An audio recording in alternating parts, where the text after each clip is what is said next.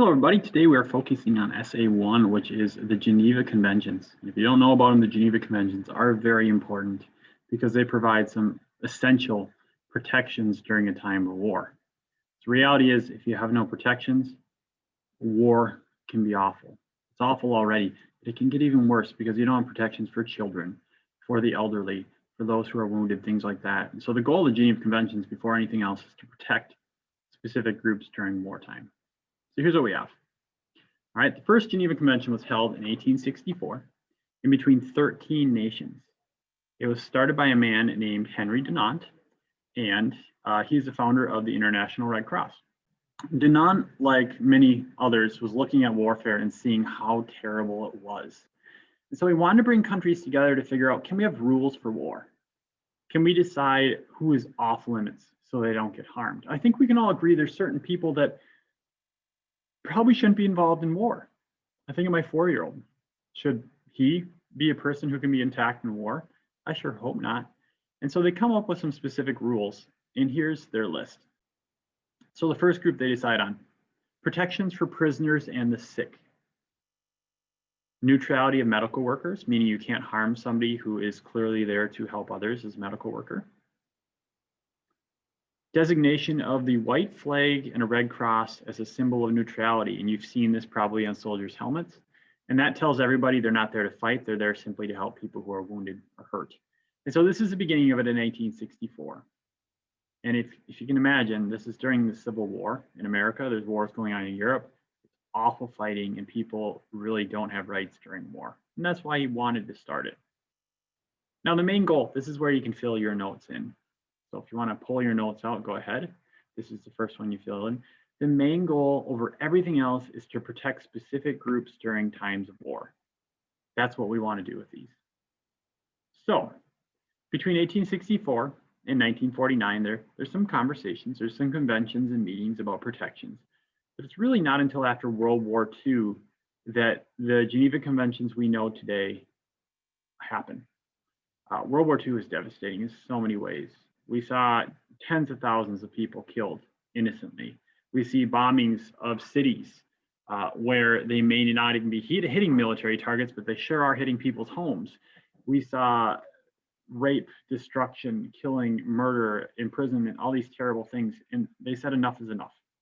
So with the help of the United Nations, after World War II, they create the Geneva Conventions, and it's signed by 196 nations, which is almost every nation in the world.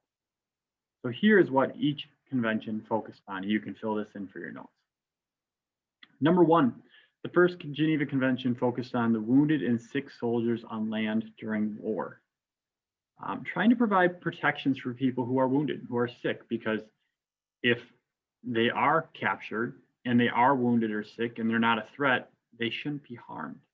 And so what you'd sometimes see is that on the battlefield, if an enemy came upon a soldier who was wounded, instead of just keep on fighting, they would shoot them and kill them, even though they didn't pose a threat.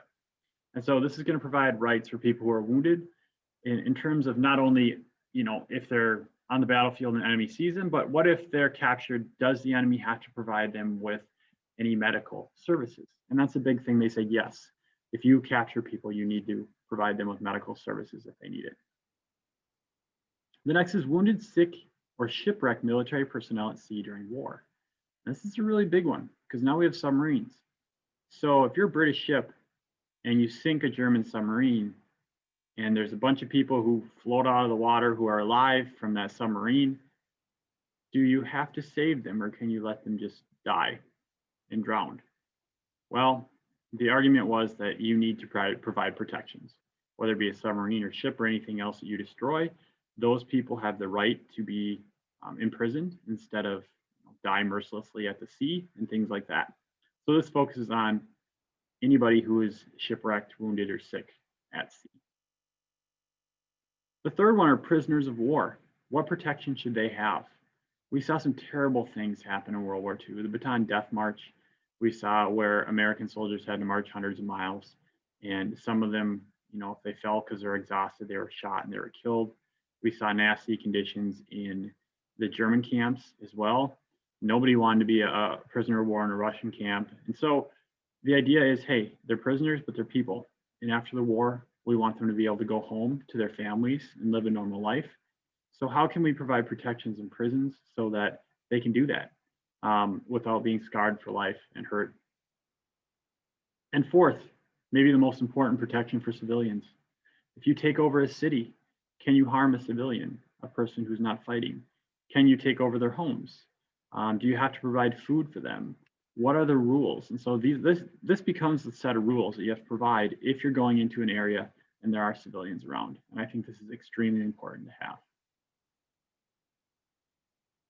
In 1977, 2 additional protocols are added that include protections for victims of international armed conflicts and non-international armed conflicts. So this has to do with things that are not wars. Maybe it's just a battle, things like that. And just adding in what are the protocols and protections you need to provide people there as well. So that's what we have for the Geneva Conventions, trying to protect groups during wartime so that when the war is over, they can go home and hopefully they can live civilized lives. So that's the beginning. You'll have a video you watch next, and then we'll move in to look at actual rules from the Geneva Conventions and see what you think. So have a great day.